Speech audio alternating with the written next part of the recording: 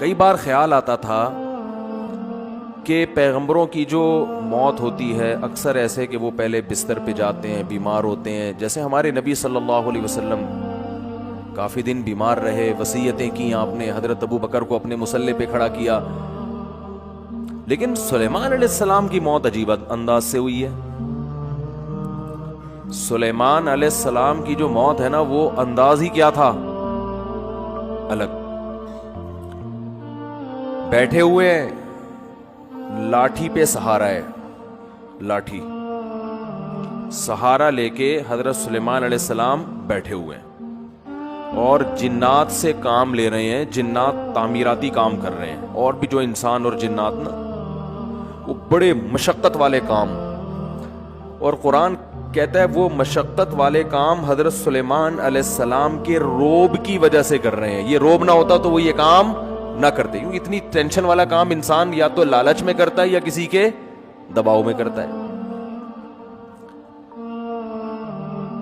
اتنے بڑے بادشاہ حضرت سلیمان علیہ السلام کے قرآن کہتا ہے نہ سلیمان سے پہلے کسی کو ایسی بادشاہت ملی اور نہ قیامت تک کسی کو ایسی بادشاہت ملے گی. جو وسائل اسباب اللہ نے حضرت سلیمان علیہ السلام کو دیے، قیامت تک کسی کو نہیں ملیں گے. تبھی کسی پیغمبر کے ساتھ کنگ نہیں لگتا. سلیمان علیہ السلام کے ساتھ گورا بھی کنگ لگاتا ہے، کنگ سولومن لکھا ہوتا ہے نا کتابوں میں. حالانکہ کسی پیغمبر کے ساتھ بادشاہ کا لفظ کبھی بھی استعمال نہیں ہوتا.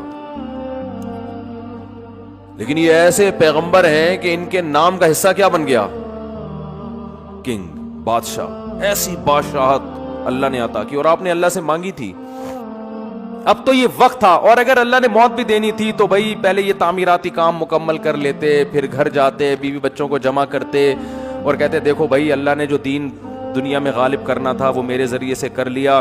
اچھا بھائی اب جو ہے میرے مرنے کے بعد دنیا میں یہ میرا جانشین ہوگا، اور بھائی تم ایسا کرنا، اس کا خیال کرنا، تم فلانے کا خیال کرنا، یہ تمہاری اوریجنل امی ہیں، یہ تمہاری سوتیلی امی ہیں، یہ تمہارے فلاں ہیں، یہ پیغمبر کی تعلیمات ہیں، یہ زبور ہے، یہ تورات ہے، اس پر چلنا ہے. یہ ساری ڈیٹیل تفصیل سے کرنے کے بعد، کیونکہ اللہ کے پیغمبر تھے، اس کے بعد جنات کو بھی اپنے اپنے ٹھکانے لگا دیتے کہ بھئی یہ سارے کام تم نے کمپلیٹ کر لیے ہیں، اب جو ہے ایسا نہ ہو کہ میرے بعد بالکل ہی بھاگ جاؤ. تو بڑی ایسے ہوتا نا.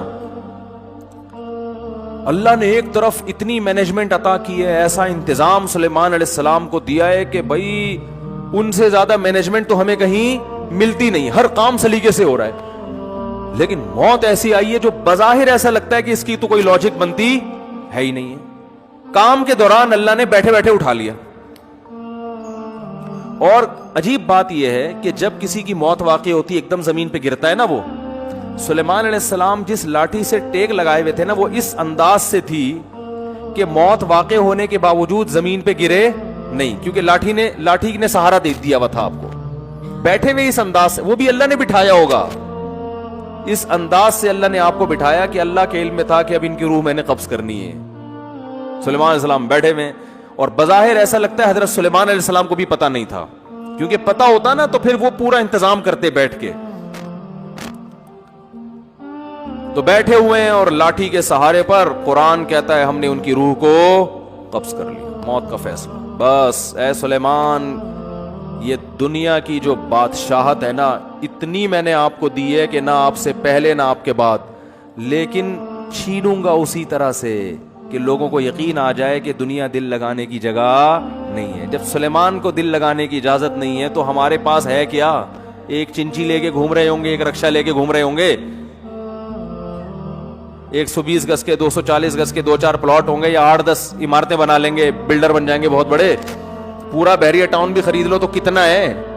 کچھ بھی نہیں ہے. تو اللہ نے فرمایا تم کس کھیت کی مولی ہو؟ تم سمجھتے ہو میری تو ابھی بچیوں کی شادی نہیں ہوئی، ابھی تو میں نے اتنا بچوں پہ پیسہ خرچ کیا، ابھی تو میں نے اپنے بچے کو ڈاکٹر بنایا ہے، اب وہ کلینک کھول کے بیٹھے گا، خون پسینے کی میری کمائی اب گھر میں آنا شروع ہوگی. بہت سے مریضوں کو پہلے تجربہ کر کے قبرستان پہنچائے گا، کچھ جو بچ جائیں گے پھر ان پہ تجربے کرے گا، پھر بڑا ڈاکٹر بنے. بڑا ڈاکٹر پتہ ہے کسے کہتے ہیں؟ جو تجرباتی مراحل سے گزر چکا ہوں. اس لیے میں ہمیشہ کہتا ہوں علاج ہمیشہ بڑے ڈاکٹر سے کراؤ. ٹھیک ہے. لوگ مجھ سے ویکسین کے بارے میں پوچھ رہے ہیں، کورونا ویکسین. میں نے کہا بھائی میں ڈاکٹر نہیں، مجھے نہیں پتا یہ کوئی تجرباتی ویکسین نہ ہو کہیں. تو کسی اچھے ڈاکٹر سے پوچھ لو تجربوں کے بعد ہمیں لگا رہے ہو یا ہم پہ تجربے کر رہے ہو, کیونکہ بعض دفعہ تجربے بھی ہو رہے ہوتے ہیں ڈاکٹروں کے, لگا کے دیکھو ہوتا کیا ہے. صحیح ہے نا؟ تو ہمیں کیا پتا بھائی, اس لیے میں لوگ مجھ سے کہتے ہیں, میں کہتا ہوں بھائی کسی بڑے ڈاکٹر جو آپ جانتے بھی ہو جس کو, کہ مجھ پہ کم از کم یہ تجربہ نہیں کرے گا, ورنہ وہ تجربوں کی بھیٹ نہ چڑھ جاؤ کہیں. تو ڈاکٹر سے پوچھو, یہ ان کی فیلڈ ہے. کہنے کا مقصد یہ ہے, مجھ سے پوچھ رہے ہیں ویکسین لگوانی چاہیے کہ نہیں لگوانی چاہیے. تو جب سلیمان علیہ السلام جیسا طاقتور بادشاہ جس کی سلطنت کا دبدبا اور روب آج تک اس کے نام کے ساتھ, ان کے نام کے ساتھ کنگ لگا ہوا ہے, دنیا مانتی ہے بہت بڑے بادشاہ تھے اور اللہ کے محبوب پیغمبر بھی تھے, ان کو موت نے مہلت نہیں دی ہے بھائی. موت بتا کے نہیں آتی, سیکنڈوں میں کام تمام کر دیتی. اور ان کی صحت کیسی ہوگی, وہ تو پیغمبر تھے, پیغمبر بیمار تھوڑی ہوتے ہیں, وقتی بیماریاں پیغمبر کو ہوتی ہیں ٹھیک ہو جاتے ہیں. یہ جو اس طرح کی بیماریاں ہیں نا جو چپک جاتی ہیں انسانوں کے ساتھ, یہ پیغمبروں کے ساتھ نہیں ہوتی, الا یہ کہ ایوب علیہ السلام کو آزمائش کے طور پہ بیمار کیا گیا, ورنہ پیغمبروں کی صحت تو بہت زبردست ہوتی ہے. اتنی زبردست صحت, اتنا روب, اتنا دبدبا, خوشحالی, کوئی ٹینشن بھی نہیں ہے, سب اللہ بھی راضی. سب کچھ ہونے کے باوجود ابھی کنسٹرکشن کا کام چل رہا ہے. کام بھی کیا چل رہا ہے, کنسٹرکشن کا.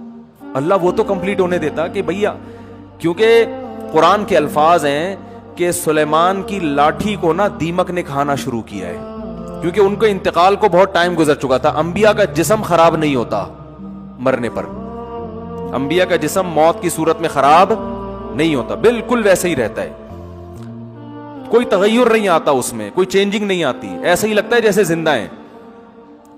تو قرآن کے الفاظ ہیں کہ دیمک نے اس لاٹھی کو کھانا, دیمک یا کوئی بھی کیڑا, بظاہر دیمک ہی ہے جو زمین سے نکلتی ہے, کھانا شروع کیا ہے. تو اس کی وجہ سے بیلنس کیا ہو گیا, آؤٹ.